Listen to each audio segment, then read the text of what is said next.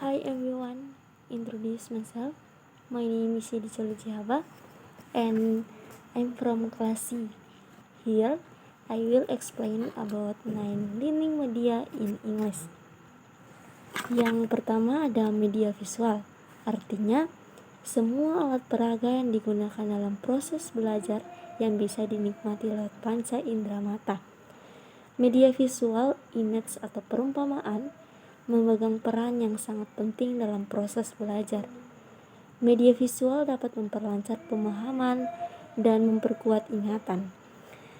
Visual dapat pula menumbuhkan minat siswa dan dapat memberikan hubungan antara isi materi pelajaran dengan dunia nyata. Media visual berfungsi untuk menyalurkan pesan dari sumber ke penerima pesan. Pesan yang akan disampaikan dituangkan ke dalam simbol-simbol visual. Selain itu, fungsi media visual adalah untuk menarik perhatian, memperjelas sajian ide, menggambarkan atau menghiasi fakta yang mungkin akan cepat dilupakan jika tidak divisualkan. Yang kedua ada jenis media serbaneka. Jenis media pembelajaran serbaneka merupakan suatu media yang disesuaikan dengan potensi di suatu daerah, di sekitar sekolah atau di lokasi lain, atau di masyarakat yang dapat dimanfaatkan sebagai media pembelajaran. Contoh dari jenis media pembelajaran ini ada papan tulis, media 3 dimensi, realita, dan sumber belajar pada masyarakat. Papan yang termasuk dalam media ini diantaranya papan tulis, papan buletin, papan flanel, papan magnetik, papan listrik, dan papan paku. Media 3 dimensi diantaranya model, mock-up, dan diorama. Realita adalah benda-benda nyata seperti apa adanya atau aslinya. Contohnya, pemanfaatan realita misalnya guru membawa kelinci, burung, ikan, atau dengan mengajak siswanya langsung ke kebun sekolah atau ke peternakan sekolah. Sumber belajar pada masyarakat diantaranya dengan karya wisata dan berkemah. Yang ketiga ada gambar fotografi. Gambar fotografi diperoleh dari beberapa sumber, misalnya dari surat kabar, lukisan, kartun, ilustrasi. Foto yang diperoleh dari berbagai sumber tersebut dapat digunakan oleh guru secara efektif dalam kegiatan belajar mengajar dengan tujuan tertentu.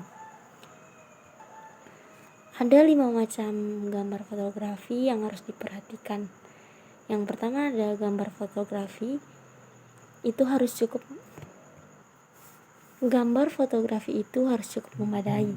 Gambar-gambar harus memenuhi persyaratan artistik yang bermutu. Gambar fotografi untuk tujuan pengajaran harus cukup besar dan jelas. Validitas gambar, yaitu apakah gambar itu benar atau tidak, memikat perhatian anak. Ini cenderung kepada hal-hal yang diamatinya, misalnya binatang, kereta api, kapal terbang, dan sebagainya. Selanjutnya ada peta dan globe. Jenis media ini berfungsi untuk menyajikan data-data lokasi, seperti keadaan permukaan bumi, daratan, sungai, gunung-gunung, dan tempat serta arah dan jarak. Kelebihan dari peta dan globe dalam kegiatan belajar mengajar adalah memungkinkan siswa mengerti posisi dari kesatuan politik, daerah, kepulauan, dan lain-lain, dan merangsang minat siswa terhadap penduduk dan pengaruh-pengaruh geografis, dan memungkinkan siswa memperoleh gambaran tentang imigrasi dan distribusi penduduk, tumbuh-tumbuhan, dan kehidupan hewan, serta bentuk bumi yang sebenarnya. Selanjutnya ada media visual diam.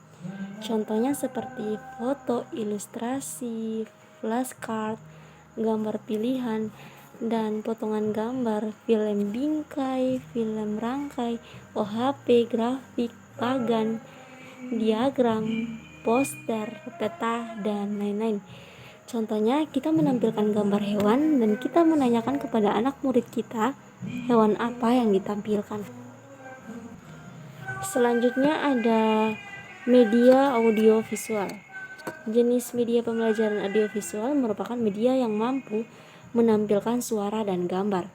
Ditinjau dari karakteristiknya, media audiovisual dibedakan menjadi dua, yaitu media audiovisual diam dan media audiovisual gerak.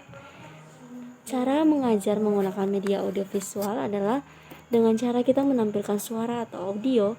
Contohnya kita membuka lagu anak-anak dalam bahasa Inggris untuk siswa-siswa kita, juga membantu mereka mengasah pikiran mereka dan melatih mereka, karena dengan menyanyi mereka bisa menghafal dengan cepat. Selanjutnya ada media visual gerak. Contohnya seperti gambar-gambar proyeksi bergerak seperti film bisu dan sebagainya. Terus ada media audiovisual diam, seperti TV diam, film rangkai bersuara, halaman bersuara, buku bersuara, dan lain-lain. Terus ada media audiovisual gerak, itu seperti film TV, film bersuara, gambar bersuara, dan lain-lain. Demikian penjelasan saya, semoga bermanfaat. Terima kasih.